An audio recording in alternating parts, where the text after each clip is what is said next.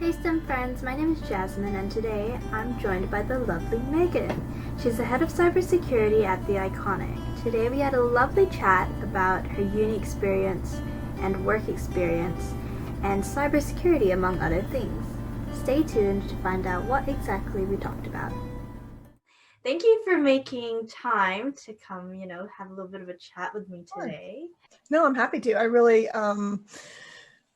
it's obviously something that's near and dear to my heart is just sort of getting people, especially women, involved at an early age. And I think kind of almost the younger, the better. But I know that when I was at university, I didn't really know all of the options that were out there for me. And that makes it Yeah. like, how do you decide what you want to do with your life if you don't know what all the options are?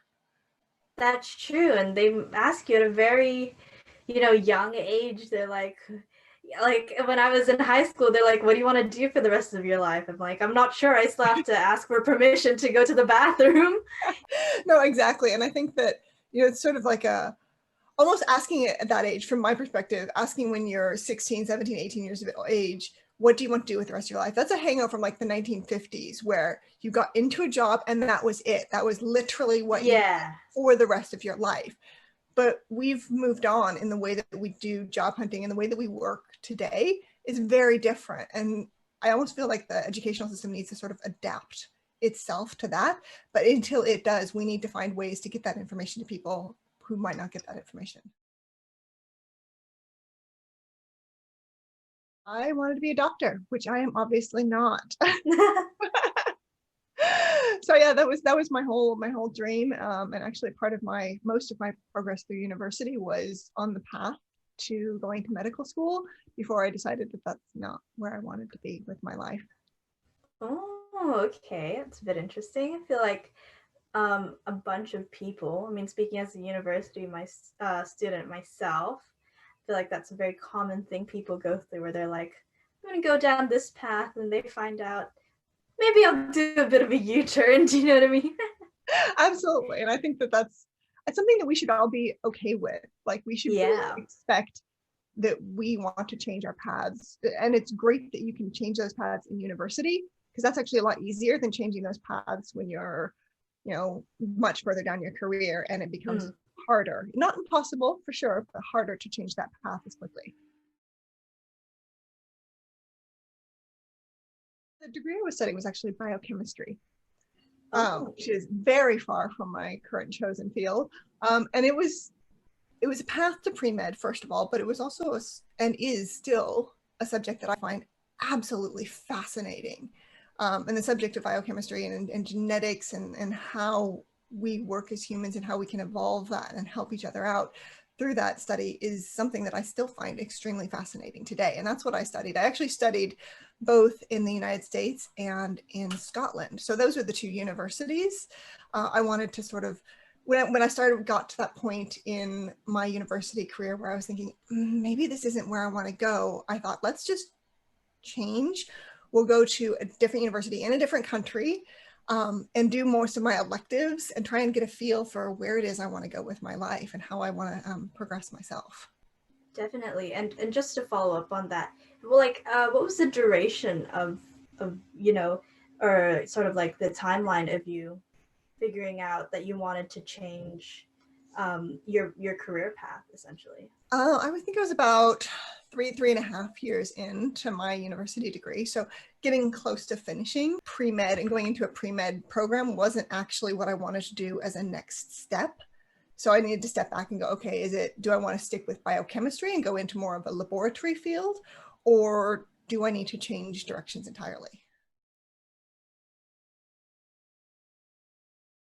I mean, apart from that, you did mention that you did enjoy your studies, correct? Yeah, definitely. um, you elaborate further on that, as in, what did you enjoy, what did you, maybe could have done without? I Biochemistry is, in its essence, problem solving. You're problem solving the body, the genetics, and how everything, all of the different components of your personal ecosystem work together. And that's what I loved. And that's actually one of the drivers for where I am today. And one of the things that I realized that is what drove me into biochemistry, was solving the problems and understanding things. What I didn't like, organic chemistry as a subject, I gotta say, not my favorite subject. And especially at 8 a.m. for a university student, not my favorite. But the concepts, the concepts behind it are fascinating. It just wasn't my favorite subject.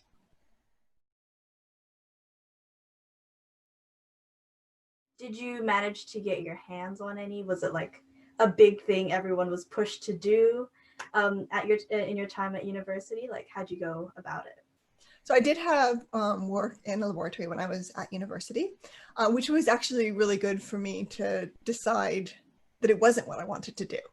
Oh, yes, definitely. So, and it wasn't something that it was really pushed. In fact, it was, something that I did, and I was one of the very few that was in my study, in biochemistry as a whole, let alone in my sort of year group that did work experience whilst I was studying in the university specifically for what I was doing. Lots of people went out and got part-time jobs, but they weren't related to what they were studying. Right. So you were more of the exception in this case? Yeah, it's yeah. Very interesting. Yeah.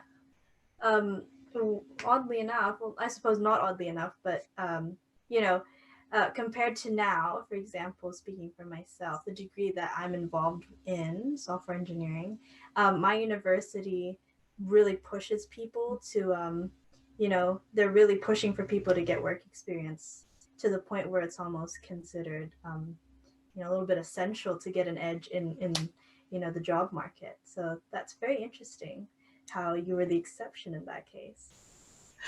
Well, I would agree that it is really important to get work experience, not necessarily to get an edge, although it doesn't hurt, right? Everyone likes a little bit of experience and proving that you can do what you've studied. But it really helps you to determine what it is about your degree that you love and what you don't, because everyone's degree is pretty broad to some extent, and there's going to be jobs that you want to go into that specialize in certain areas of that. Absolutely. Just going back on what you said, you did get work experience at the lab, yes? Mm-hmm. How did you go about acquiring, such a position? Because I know a couple of people, myself included, are struggling on how to get your foot in the door to even get the work experience, to get a job. I think again, it's a bit more of a different type of world that it was in, because people weren't going out and getting work experience. There's always vacancies for someone who's going into the laboratory and just starting at the very bottom. And I was like, look, I don't care where I start. I just want to get in there. I want to know what it's like to be in this environment, to learn what I can, because it's not only it's gonna help my education, because I'm very much of a hands-on learner, but it's gonna give me that insight that I need for myself. So I just approached one of my university professors who ran a laboratory as well, and was able to get a job through him. So I was really, really, really lucky, to be honest. That's not something that's the norm.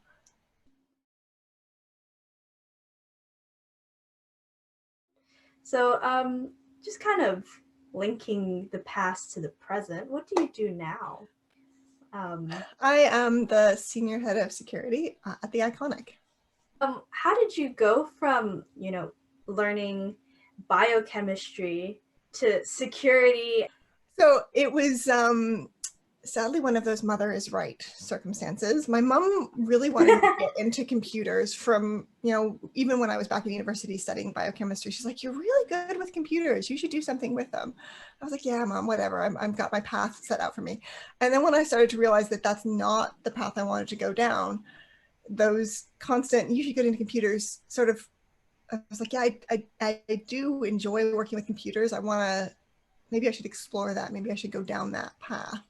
And so I did. I reached out and got a role completely unrelated to computers in a software company, and got then training and exposure, and then got into help desk and system administration and network administration, and moved that way up through the ranks into security as a specialty, because that's what really fascinated me. and then was able to get up into the senior management positions.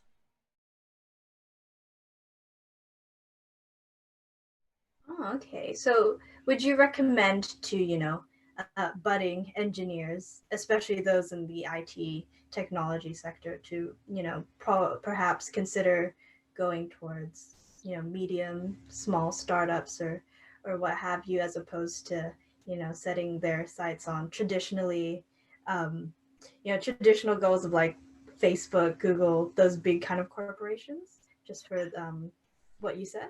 Yeah, I mean, look, it really depends on the corporation. Some big corporations still allow a lot of flexibility. Some are fairly rigid in the role. This is your job. This is what you do.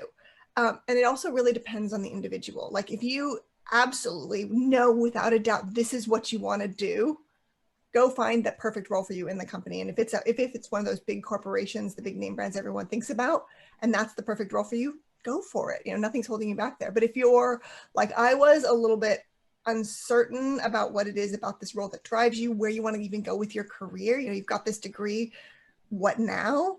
Then think about the flexibility in terms of how you want to learn and what you want to touch and what different things what your next steps are in learning, to give you that experience. Just going back to yourself, what is the most exciting thing about the job that you do now? It's never the same. Cybersecurity is a very evolving field, and there is something new every single day that I have to learn, because there is changes to the way people want to either attempt to gain access to different corporations around the world, or things that you can do to prevent that access being gained. So it really requires you to continue to evolve yourself and evolve your learning. And you're never just going to stay same and do the same job every single day. And that's what I love. I love the changing nature of it, and the fact that you can just do so many different things and be creative in the way that you want to apply these learnings as well.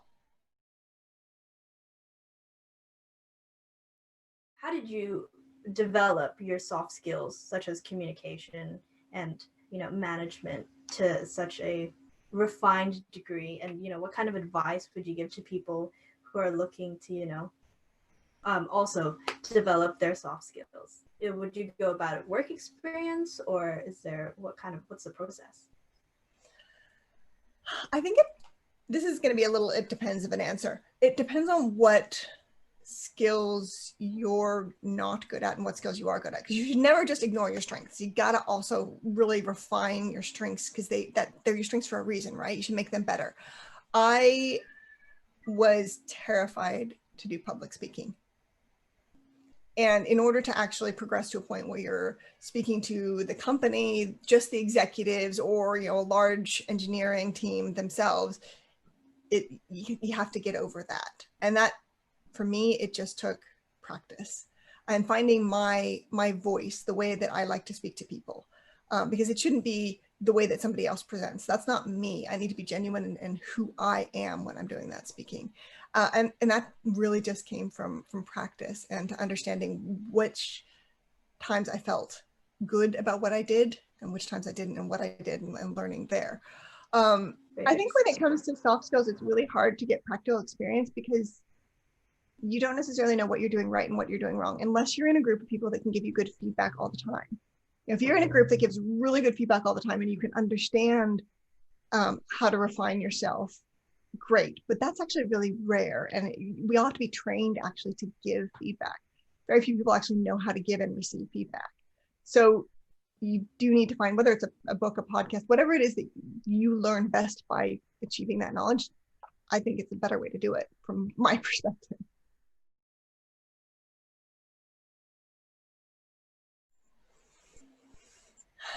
List making. If I don't actually I actually kind of have a to-do list of everything that I need to get done, and how I make that to-do list has evolved over time. But if I don't have everything written down, because there's so much stuff to do, I can sort of scramble around and maybe miss things or forget things. So actually having things, here's what I want to achieve today, this week, this month, or whatever, written down in some form, it's something I can't survive without now. Interesting. Um, I would say a lot of people would recommend doing lists. Just, for example, I think the best way described to me was it's communication from your past self to your present self, and from your present self to your future self, which is nice. But I did look into it. A couple of friends and I tried it out, and we did make lists. What advice would you give to people, who are able to plan out their day but can't commit to it? Because I feel like they're kind of there's like a two-step process to the list system, communicating with yourself and then actually executing it. So do you find that you're able to complete the list that you set out for yourself? Yeah, I think the thing about a list is it has to evolve. Mm-hmm.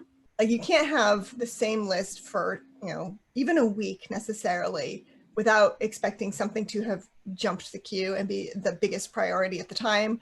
Or you start to do something and you realize, actually, this is the wrong thing to be doing. You have to keep changing it. And so it's kind of like a backlog. It never goes away. You're always reprioritizing it. You're always changing what's at the top of your list or what's the top 5 things of your list. And if you're not doing that, you're never going to actually, you're not thinking enough about your list and you're not going to actually achieve it. So thinking constantly about what's the most important thing for me doing right now? Is it on the list? If not, why not? Where should I be putting my efforts? So would you say, constantly evaluating your to-do list is how you would keep yourself accountable? Yeah, and I do like every single day, actually multiple times a day, I'm looking at my to-do list going, is this the right thing for me to be doing right now? Yes or no? And just in the minute details, as per, what would your recommendation be? Given the fact that we are very much surrounded by technology, do you keep a digital list or do you keep it, very old school and just pen, paper in your pocket all the time? I'm a How do you go digital, about it? I'm a digital list taker 100%, because one, I have horrible handwriting. I will admit my handwriting is awful, especially when I'm in a hurry and I'm trying to scribble down an idea. Would not recommend for myself. And also because I tend to lose paper, I tend to lose, that kind, and it's not necessarily easy to rearrange it. Whereas a digital list, it's like drag and drop for me. And I can go, no, Mm-hmm. this here, adding this here. And that way with phones these days, it can go everywhere with me anyway. What did you stop doing in uni that you wish you had kept doing? That's a really good question. It's a really good question. That really throws me back a long time. Um, I think in university, the thing that I think everyone does, particularly when you first start at university, is you take a lot of different subjects. So you take your core subjects for your degree, but you might, like I branched off and I did things like history and anatomy because I was doing pre-med at the time, but just physics, and did other things because it was, you had extracurricular credits you needed to get. But as you progress in your career, and as I progress in my career, I focused in more obviously around the cybersecurity world. And the books I read are either related to my management or my soft skills, or they're related to the technical skills required in order to able to do my role, or they're completely fictional, like have absolutely nothing to do with anything else, aren't anything related to it. So actually branching out and maybe reading more history or other things that are learning but not related to my field is something that I really should do more of. May I add, it wasn't until I took a work experience that I even realized it was a thing. I'm so sorry to say. Well, I mean, cybersecurity is one of those areas that if we're doing a good job, you don't know anything about us, right? Yeah, we don't Absolutely. want to know that cybersecurity exists because we should be kidding. We should be back there in the background, so to speak. But I mean, there's almost nothing about cybersecurity that isn't a hot topic right now.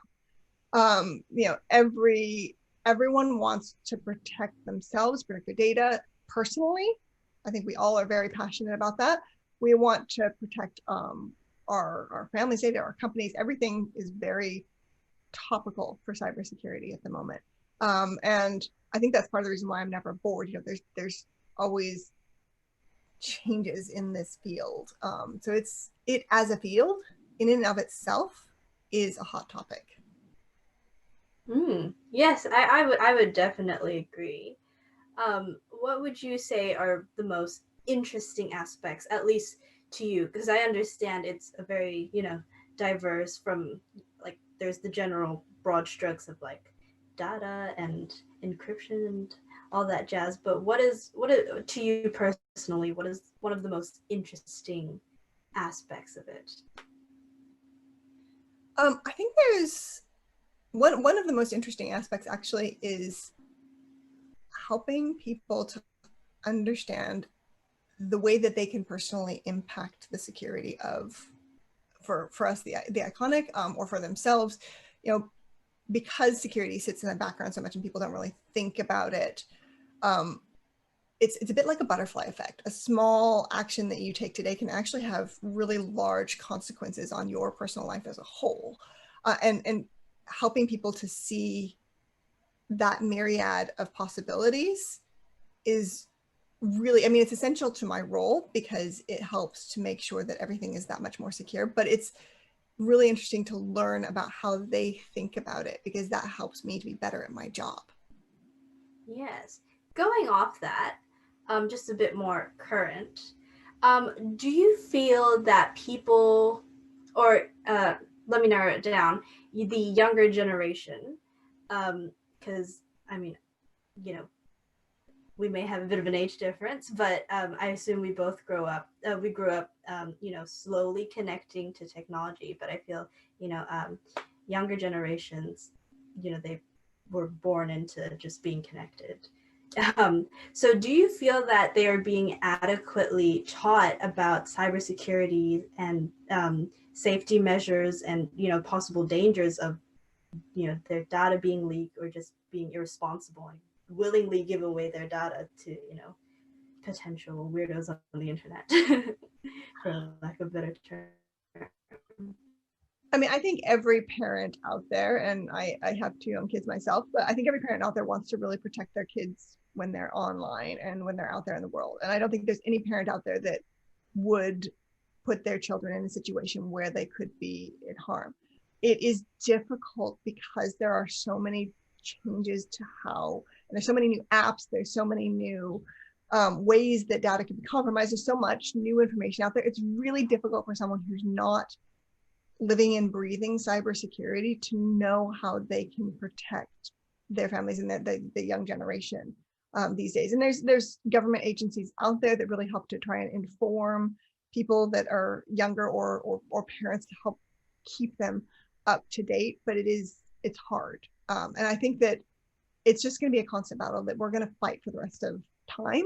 Probably new legislations are always coming in to help that be protected. Because it is so hard for everyday people to really keep that level of security for themselves and to help their children learn about that as well. So it's not necessarily that it's not enough, but that there's so much information. It's very hard for those people who are trying to educate themselves and their children to know what it is that they should be doing. Definitely. Yeah, I would agree with that as well.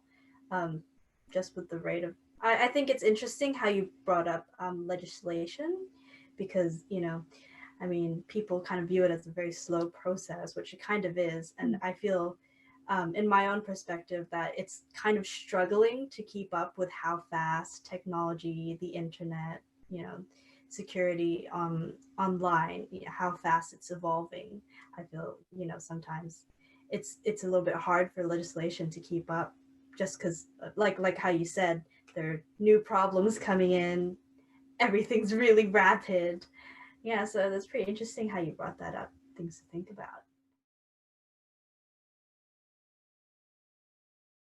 During your experience, applying for work experience and traversing your career, did you do anything in particular, just as an advice to people who are looking, to either land internships or jobs or whatnot? Did you research the company or did you go about it as I will throw all the resumes out and see which one sticks? Well, that changed a bit throughout my career. When I was at the very beginning of my career, it was just a like scattergun. Let's just throw the resumes out there and see what happens. But then, you realize I realized as I was going through my career that it does have to be that match between company and person. And so there's no point in wasting their time and wasting my time if that company didn't feel right to me and I didn't feel like I would be a good fit for them. So it's more about like, okay, what is this company doing? Where have they come from? Where might they go? And yeah, definitely researching the company now that I am where I am. Just because you went through that, experience, as you said, of researching companies, what advice would you give to people looking to, conduct their own research? What points would you recommend scouting for? Like, is it, obviously their mission statement, but what does that mean to you? Like, what did you look for? I look at how they've been growing in a certain area. Is this a company that's stayed roughly the same size, which is absolutely fine?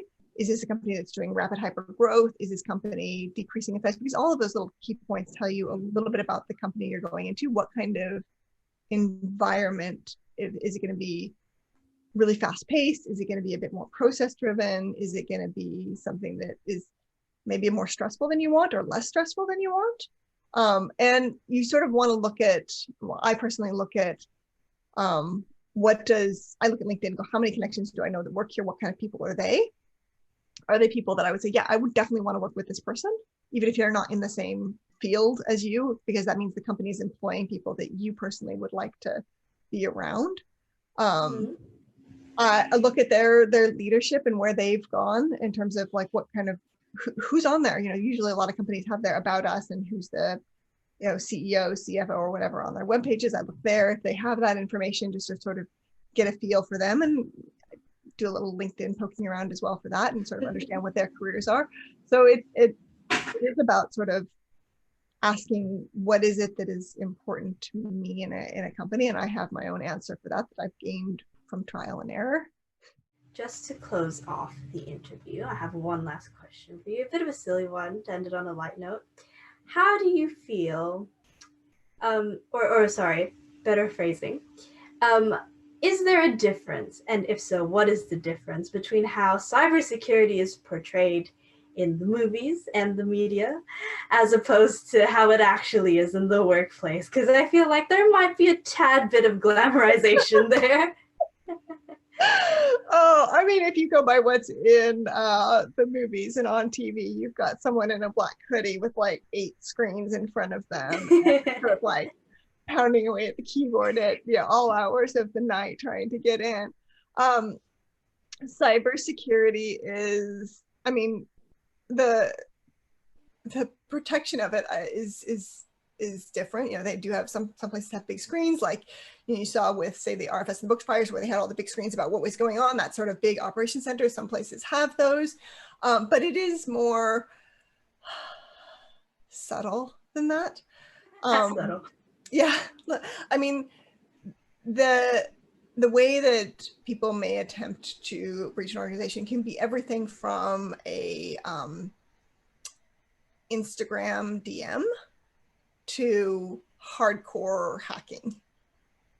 And it could be anywhere in between. So Hollywood and the movies don't really portray anything accurately. So, I mean, the movie Silence of the Lambs, there's a scene where Hannibal Lecter does a ring up, and he's like, oh, could you just please give me the number of so-and-so and the address of so-and-so? That's social engineering, and that is a cybersecurity tactic that people will try to use to get in and get information about people. I think he just settles a phone call.